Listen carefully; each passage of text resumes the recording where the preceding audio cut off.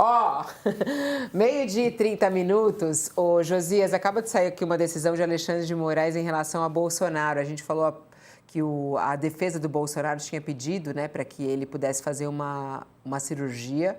Olha só, o Moraes não aceitou o atestado, não. Pediu mais uma perícia. Pediu perícia para analisar se realmente há necessidade de fazer a cirurgia. Alexandre de Moraes determinou hoje que Jair Bolsonaro passe por uma perícia dentro de 15 dias para avaliar se ele precisa mesmo ser submetido a uma cirurgia após o pedido dos advogados. Os advogados dele pediram cirurgia para resolver a questão do soluço que ele tem e da hérnia. E aí o Moraes falou, não houve nenhuma notícia da situação médica emergencial ocorrida com Bolsonaro desde a prisão. Segundo Moraes, ele quer uma nova perícia. Tá certo, Moraes, Josias? Não pode aceitar o atestado dos médicos do Bolsonaro? Está certo por duas razões, Fabiola. A primeira razão é de que um magistrado precisa ter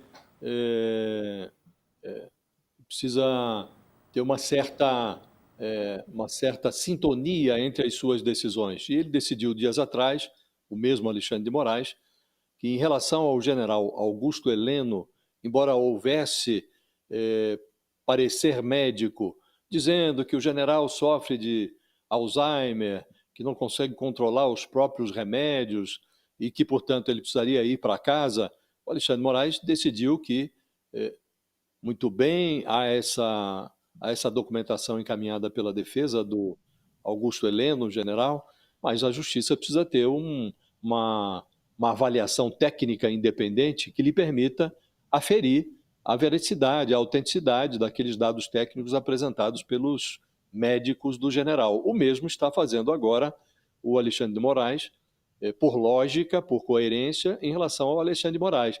Chegou lá, de repente, até ontem me surpreendeu, porque ontem ou anteontem o Flávio Bolsonaro, depois de visitar o pai, disse que ele estava animado, estava até melhor, soluçando menos, por conta da boa repercussão que, na opinião dele, houve em relação ao lançamento da sua pseudo-candidatura presidencial. E aí, para surpresa geral, embora o filho dissesse que o pai está melhor, os médicos apareceram com essa emergência cirúrgica, que é preciso submeter o Bolsonaro a uma cirurgia e que depois seria conveniente enviá-lo para casa e não para a carceragem da Polícia Federal.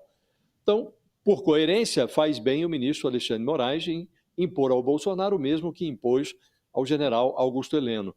E a segunda razão do acerto do ministro é que, de fato, não convém ao Estado, por mais respeitáveis que sejam os médicos dos condenados, não convém ao Estado assentar as suas decisões apenas em cima de documentação fornecida pela defesa. É preciso que o ministro tenha segurança para tomar essa decisão, que é uma decisão muito relevante. Alguém que está condenado a cumprir pena em regime fechado, para ser mandado para casa, é preciso que o judiciário, no caso aqui, o relator Alexandre de Moraes e depois a primeira turma, estejam muito convencidos de que é realmente necessário esse tratamento diferenciado em relação aos demais presos no Brasil. Então, acerta ao ministro, Fabiola, é preciso ter uma posição independente, que possa, que permita ao ministro e aos seus pares lá da primeira turma aferir, comparar as duas avaliações médicas, a dos médicos do presidente e a dos médicos que serão agora providenciados aí pela Polícia Federal. Na perícia, no despacho do Alexandre de Moraes, ele coloca que a perícia será feita pela Polícia Federal. E aí ele diz que, na decisão, inclusive, Moraes diz que Bolsonaro passou por vários exames quando foi preso, no dia 22. E, na ocasião, não tinha registro nenhum que indicasse a necessidade de uma cirurgia. E, por isso, ele está pedindo perícia. É isso, Sakamoto. O ministro Alexandre de Moraes, ele está certo até por uma questão. Se ele aceita isso dessa forma dos advogados do Bolsonaro, qualquer outro bandido condenado vai poder fazer a mesma coisa. Então, dá um atestado aí, solta o atestado e beleza, libera. É assim que funciona? Alguém que roubou bife, roubou banco, roubou tanta coisa, né? Isso funciona assim ou tem regras, tem formas? A perícia judicial está aí para isso. Se o presidente Jair Bolsonaro estiver realmente numa condição que estiver demandando essa cirurgia, aí sim verifica-se onde ele pode fazer, em que situações, com guardas, com policiais e tudo isso mais. Caso contrário, não. É assim com qualquer preso. Gente, isso tem que valer para todo mundo. Isso vale para Lula quando estava preso, vale para Bolsonaro quando está preso, isso vale para qualquer pessoa.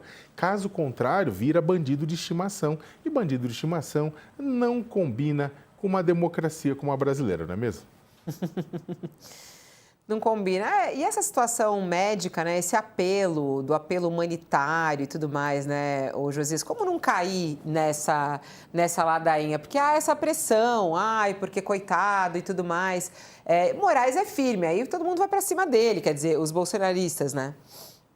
A gente está devendo um comercial acho ainda, que não? Espera aí, ô Josias, segura essa, porque a gente tem que fazer Ok. isso no nosso break. Aham.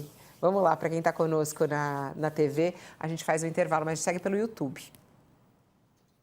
Você, Josias.